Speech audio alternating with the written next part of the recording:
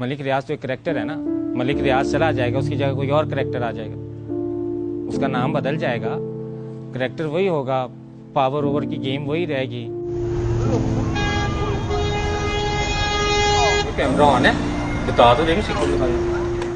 वो पर्सनैलिटी का नाम नहीं है, वो एक मेंटालिटी का नाम है, और वो हर इंसान के अंदर मुझे आज नजर आती है। यहाँ पे मैंने आपको बताया कि मुझे चैलेंज मैं करती हूँ, जहाँ मेरा चैलेंज है पाकिस्तान में कि मुझे वो दूध वाली दुकान दिखाएं जहाँ पे वो श्योरिटी से कहें कि यहाँ पे खालिश दूध बिकता है। तो अगर आपके पास ये श्योरिटी नहीं है ना, तो फिर इसका मतलब कि पूरे पाकिस्तान में मलिक रियाज सारे में बैठे हुए, हर जगह पे बैठे हुए। जो हमारे किराना दुकान में जो मिसाला बेच रहा है, उसके अंदर लकड़ी का बूरा मिला के शामिल करके और रंग मिला के दे रहा है ना, वो भी मलिक रियाज है।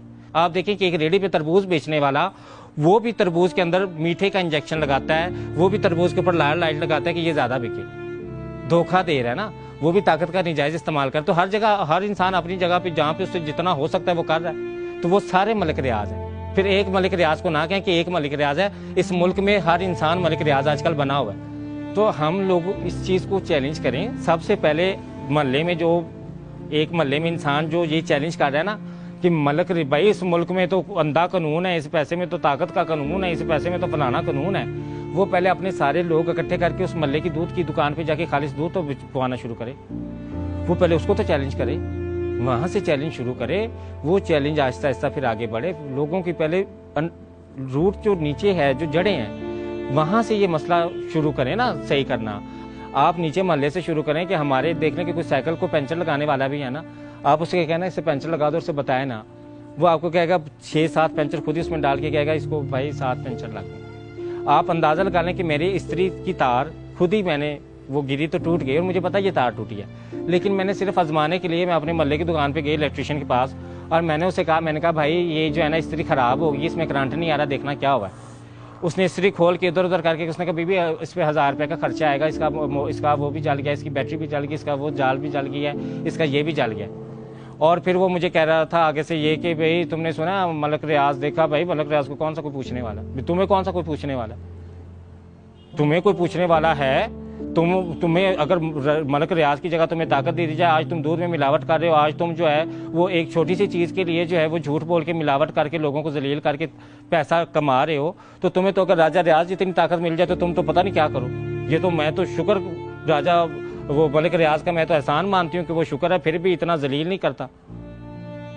वो तो फिर भी लोगों के ऊपर इस तरह से हुक्मरानी नहीं कर रहा, वो इस तरह से फिरौनियत नहीं दिखा रहा जितनी उसके पास ताकत और दौलत है। और उसने सरेआम उसने कबूल किया, सरेआम नहीं उसने कहा कि भी मेरे पास ताकत और दौलत है, मैं जिसको चाहूँ खरीद लेता हूँ, मैं दौलत के सर पे सबको खरीद लेता हूँ। तो दौलत के सर पे हर कोई बिक क्यों रहा है?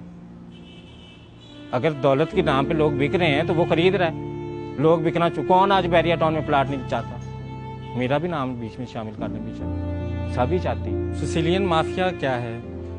सिसिलियन माफिया का मतलब अगर हम मॉडर्न लैंग्वेज में देखें तो अपना इन्फ्लुएंस है इदारों के अंदर ना। वो इदारे जो आवाम के लिए बनाए गए, जो जमहूरियत के नाम पे इदारे बनाए गए, उन इदारों के अंदर इन्फ्लुएंस लोग करते हैं। तो आजकल जो पर्सनैलिटी सबसे फेमस है उन इदारों में इन्फ्लुएंस करने के लिए कि लोग उनके जो घर के अफराद हैं वो मजबूत तरीन इदारों का नाम ऐसे लेते हैं कि जैसे वो मतलब कि उनके इशारों पे नाचते हैं कि तुम्हें मैंने वार्निंग दी थी कि मेरे खामन से ना मिलना, अब तुम नहीं बाज आई, अब देखो मैं तुम्हारे साथ क्या करती हूँ, वो इदारे का नाम लेके बता रही कि उस इदारे से करवाती हूँ। तो ये सोच कहाँ से आई है?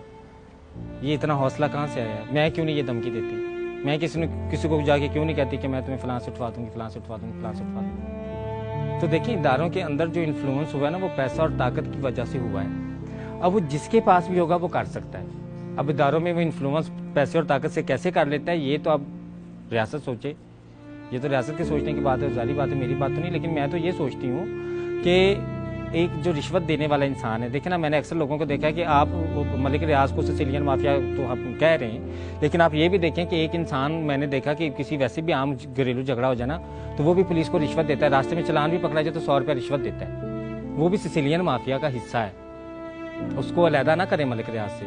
वो भी इन्फ्लुएंस कर रहा है ना इदारे में अपने उसके पास 100 रुपया तो वो 100 दे के कर रहा है, अगर उसके 100 के साथ और सिफर लगा के 100 अरब बना दें तो वो मलिक रियाज बन जाएगा।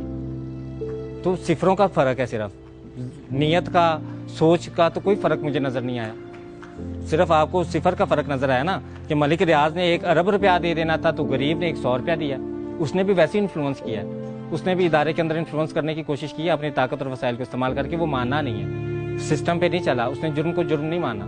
तो ये जो इदारों की कमजोरी है, ये इदारों की कमजोरी कैसे पूरी होगी?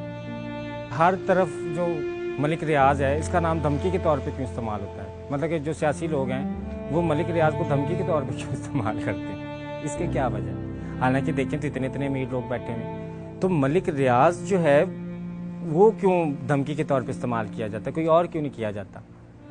क्या कौन उसे इस्तेमाल करता है? कैसे, मतलब कि कैसे वो ये धमकी बना है? कैसे, क्यों इदारे उसको धमकी के तौर पे इस्तेमाल करते हैं? क्यों मलिक रियाज का इतना चर्चा किया जाता है? क्यों उसे बदनाम किया जाता है कि ये ताकत के नशे में धोता है और ये ताकत और दौलत का इस्तेमाल करके कुछ भी कर सकता है? वो कुछ भी करने के लिए इदारों तक पहुंचा कैसे? किसने उसे जगह दी है? बताएं, सब लोग बताएं, मुझे जवाब दें।